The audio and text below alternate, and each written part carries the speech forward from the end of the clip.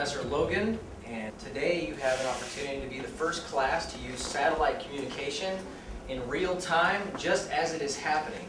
That's how CNN communicates when they're in the field, right? That's correct. In fact, we're going to go right now to Captain Rib. Who is Captain Rib? Well, Captain Rib is the man behind the camera.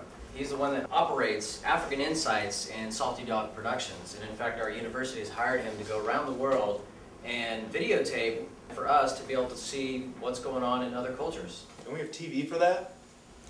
Yeah. Well, let's get connected.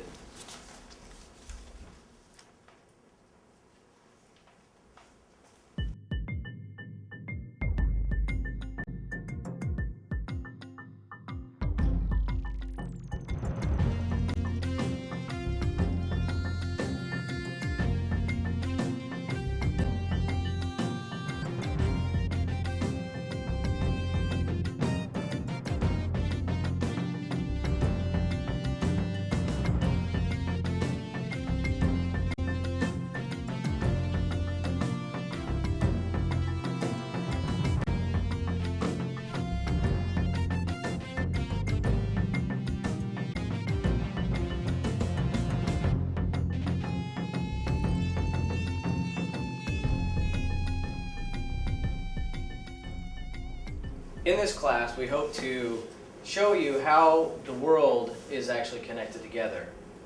And in that process, through understanding what Captain Rib actually goes and finds out, in fact today he's going to be in Uganda searching for gorillas. But before we begin, I'd like to think about a couple words that might describe the process that we're about to begin on. Yeah, down here, yes. Oh wait, who are you? Katie. Katie. I think connectivity would work. Connectivity. That's good. I like that. Anyone else? Coming together through satellite communication. No, that's true. But what describes that process? Linkability. That's not even a word. Well, it might not be a word, but I guess for our purposes, since we're paving new roads in this satellite communication and technology, I guess it could be fitting for us. Professor Logan, it appears Captain Rib's communication link is up. Captain Rib, I can't hear you. Is your audio on? Yes, it is now. These are some clips I took earlier today. This guy's taking about 50, 60 pounds of bananas to market. It was quite impressive. A little on the danger side here. A truck flipped over right in front of us. I thought they were going to lose the tow truck trying to ride it. These are guys who, they're actually drying coffee beans out in their front yards. Even if I drank coffee, I don't think I want to drink this stuff, though. One of the biggest hazards in Africa is cattle. They pretty much roam free. There are, young boys who watch them, but they are free roaming the streets, as you see, and this is a street, believe it or not. And it's an unwritten law that if you kill a cow, that owner of that cow has the right to kill you. I don't know how much is practiced, but you do have to be careful of that. Here we're crossing the river down at the bottom of the eastern arm of the Rift Valley, and we'll be climbing the hillside, and that's where our base camp is, and that's where we're going to find the gorillas.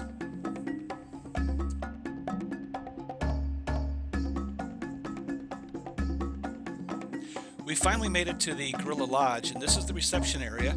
It's rustic, but it is very comfortable. You can see we have a great view of the jungle, and that's where we'll hopefully find the gorillas later today. My private quarters here is a tent, and even though it's a tent, it is quite comfortable. I do have running water, hot and cold, and I even have my own toilet.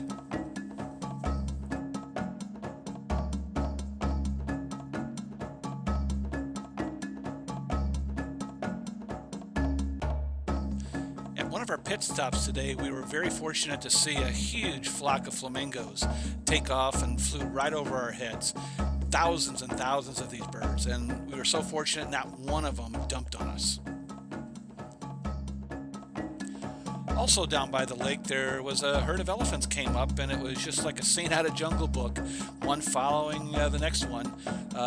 You can see some of the younger ones had a hard time walking through the mud, but after she gets through the mud she runs as fast as she can to catch up to Mama.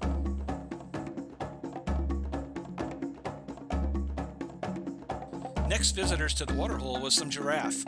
And one of the easiest ways to spot mammals in particular is look for birds flying around in a circle, and they're not vultures, they're called oxpeckers.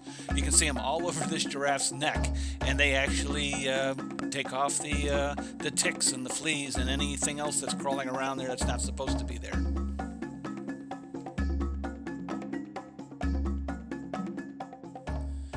Next group of animals to belly up to the drinking bar was this pair of zebras. They're obviously buddies. They're horsing around, just having a good old time.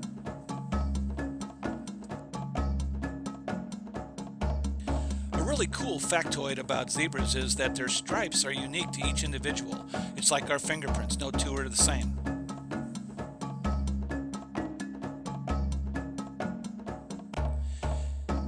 These gorgeous birds are called African crowned cranes.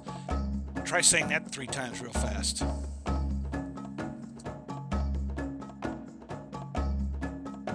Cattle play a major role in African cultures. They're not really used for food as much as they are for status and money. They're actually used to buy extra wives, to buy other things, but cattle are very, very important.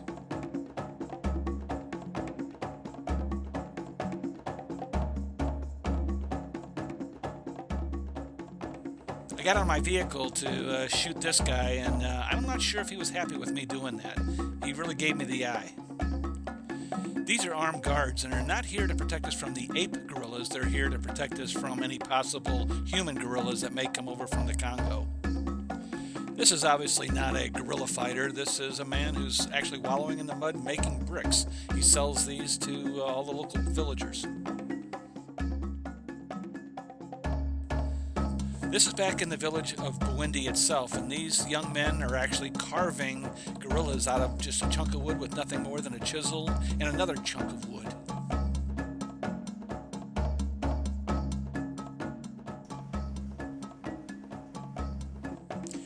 After these young men have finished carving the gorillas, believe it or not, they actually use shoe polish to give them the black coloration there.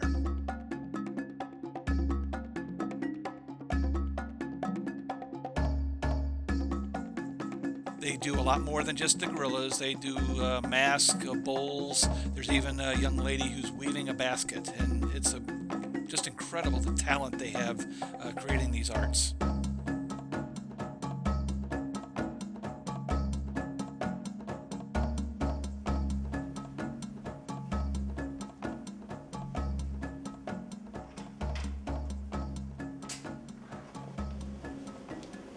Hey everybody, it's Dean Ron Parker. I don't hear anything. Is the volume up? Oh, wait!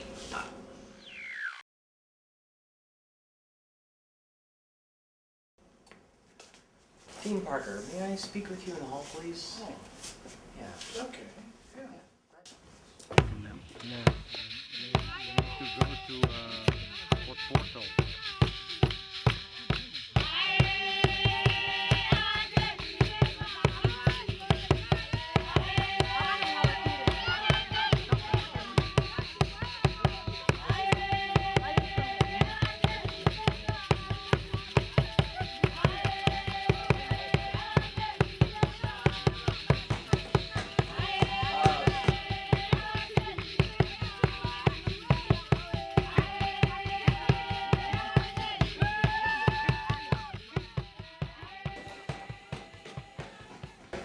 Ryan, do you find something interesting? I thought pygmies were a lot smaller.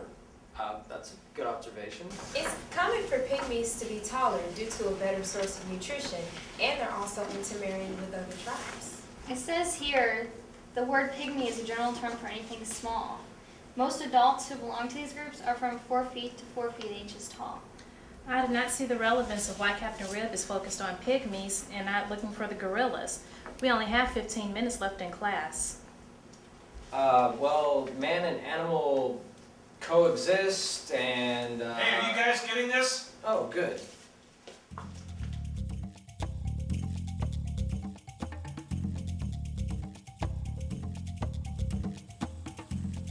After about only 45 minutes of trekking through the jungle, we did find our family of gorillas. There are actually 4 families in this area. One is reserved strictly for scientific research, and the other 3 families have permits that are issued by the government. Of those 3 family groups, the government issues 8 permits per family group per day. This helps keeps the human contact with the gorillas down to a minimum so as not to disturb their natural development and behavior.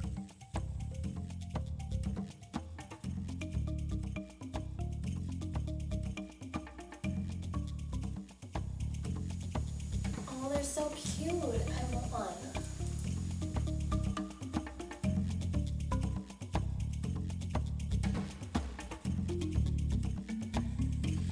Before you actually start off on the trek to find the gorillas, you get about a half-hour orientation by the guides.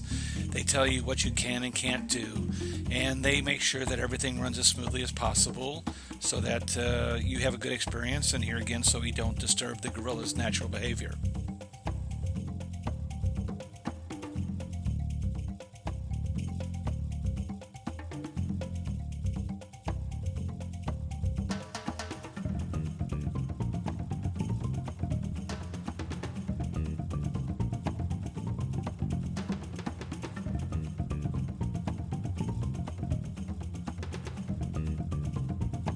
When I was first planning this gorilla trekking safari, the information I received warned me about possibly having to hike for up to 7 hours. And hiking for 7 hours on flat pavement is strenuous enough, but this would be up and down very, very steep hills in the dense jungle on slippery, wet slopes. So I was psyched up for this.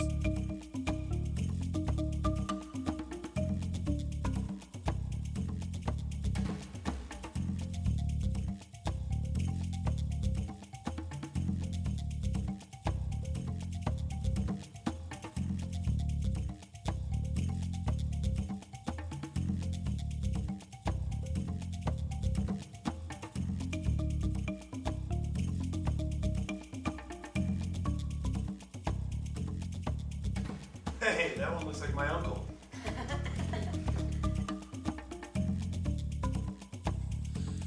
The guide said that this was very unusual to find the gorillas this close to several of the villagers' homes. The problem with that is that the gorillas will eat the crops that they're growing. Their banana trees, they would actually split a banana tree in half to get to the nice, tasty, soft pulp in the middle of that tree. Sounds appetizing, doesn't it? But the good part is, since it only took us about an hour to find the gorillas, about an hour that I had to film them, I almost felt like I was gypped. You know, here I was expecting a 7-hour hike through the jungle, seeing things like you do in the movies, and within an hour we already found our gorillas. It worked out because I got to do some other things and see some other sights.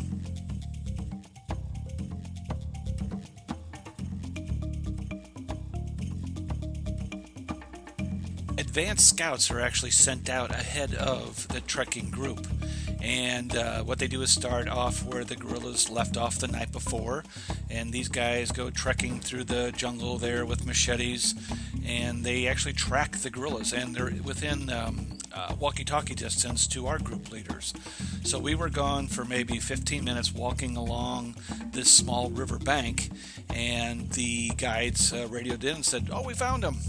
So we spent about another 10-15 minutes getting to their location, and it was actually back across the river almost where we started. So we kind of went in a big circle there.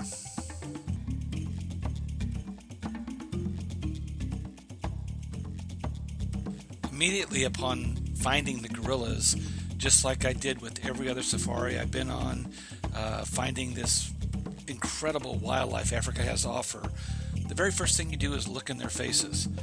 But unlike all the other wildlife, the gorillas are looking back at you with the same expressions we have.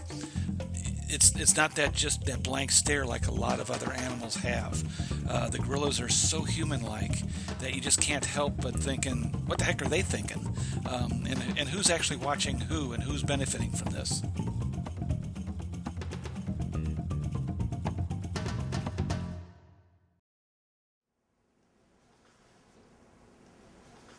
Well, while we wait for Captain Rib to get ready. I just want to hear some of your thoughts on what you just saw. Anyone? I thought it was interesting that the villagers and the apes seem to build their lifestyles around each other. How so, Steph? They work together.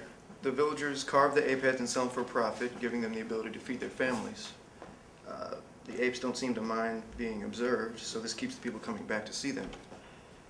So it's in the best interest of the local economy to keep the apes safe in their natural habitat, and thusly no apes, no money, no food. But are they not exploiting the apes in a sense? Because only a tourist will buy an ape carving. Is that not what we all do? We take animals, put them in a zoo, make a profit off stuffed animals and cotton candy.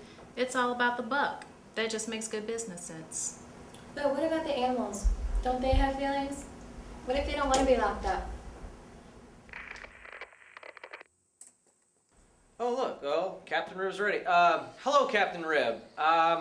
Well, we have an eager bunch of students here, so they're ready to ask you some questions if you're ready. I am just peachy keen. I'm just having a ball. I'm so excited about what I just got done seeing. Captain Rib, I think it'd be a great idea if you guys could give me your names when you ask a question. That way I'll get to know you over a period of time. Plus I'll be able to look you up on MySpace. yeah, sure. I'm Jessica. I thought you had an amazing experience. I really wish I could be there experiencing it with you. But I just had one quick question. What was your favorite moment and how did you feel? That is a really difficult question on any of my expeditions because the whole experience is just outstanding. But if I have to narrow it down to just one thing, it'd probably be when I first saw the gorillas, because all of a sudden they just came out of the bush and they were there. I had no idea where they came from. Or it could have been seeing the female gorilla with an infant on her back and both of them just staring at me. Another moment that was really set in my mind is when the silverback came out and gave me that evil eye. He didn't come at me or anything, but he just gave me that evil eye. I'm Katie, and it says here that male apes are aggressive. Did you experience any tension while interacting with the apes? No. Gorillas, for the most part, are a lot more docile than you see, groups of chimpanzees. So that's not really an issue. But here again, I didn't go flirting with any of his females either. Did you notice a difference between the apes' attitudes and the ones that you see in zoos? Actually, I was surprised. The behavior was very similar, like they are at the zoo. But I was also equally surprised that there were about 15 of them, and every single one of their faces were completely different. It was very easy to tell them apart. And their expressions, one looked like he was very happy, one looked sad, one looked like he didn't even have all the oars in the water, but they were all different. Hi, my name's Ashley. And is it true that apes have human emotions? Did you notice any distinctive human emotional characteristics? Oh, absolutely. And one of the more interesting things that happened, I'm filming a gorilla that was a good 15, 20 meters down this path, and I heard my guide say, don't move. Well, I'm busy filming. And all of a sudden, a female gorilla came up from behind, just kind of nudged me on the side. I looked down at her, she looked up at me, and I could see it in her face. She was letting me know that she was going to tolerate me, but she could really kick my butt if she wanted to. Did you ever have apes come up to you and pick ticks off your head? No, not at all. Here again, for health reasons, with their DNA being about 95% similar to ours, you want to keep your distance. They can catch our diseases, we can catch theirs. So you stay about 5 meters away, even though one of them, like I previously told you, ignored that rule. Where can I get more information about saving gorillas in their natural habitat? Oh, that's easy, especially with the internet. I'm sure most of you have heard of Diane Fossey. She has passed away, but she has a fantastic website about her life with the gorillas. She actually had gorillas pick fleas and ticks off of her. You can also go to the World Wildlife Fund. They'll have information about just about every species there is out there. Well, thanks, Captain Rib, for all your wonderful insights. I can't wait to see what you have for us next time. Those were great questions, guys. Glad to meet all of you, and I'm looking forward to the next time. Have a great day, and we'll talk to you later. Bye-bye. Bye. Bye. Have a good day. Okay, just remember, a one-page essay next time we meet. Professor Logan, I really enjoy your class. There's so much to learn about other cultures. Well, thanks, Katie. I hope you benefit and understand the world better. Me too. Great. See you next time. Yeah, have a good day. Those gorillas were so cute. I want to adopt one. And I remember Uganda, that baby dancing, remember? I saw in the syllabus that there was diving and Baja coming up. That sounds interesting. I drove in Hawaii a couple of times. It was awesome.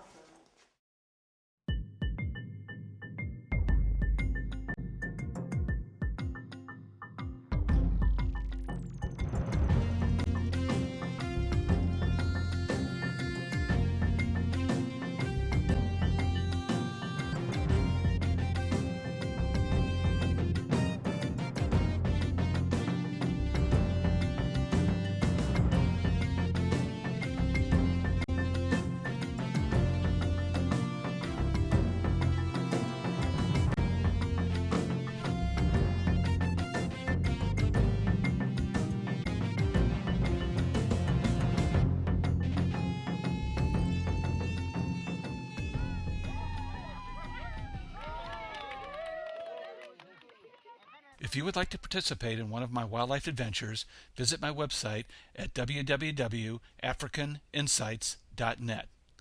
Who knows, you may even get on one of our programs.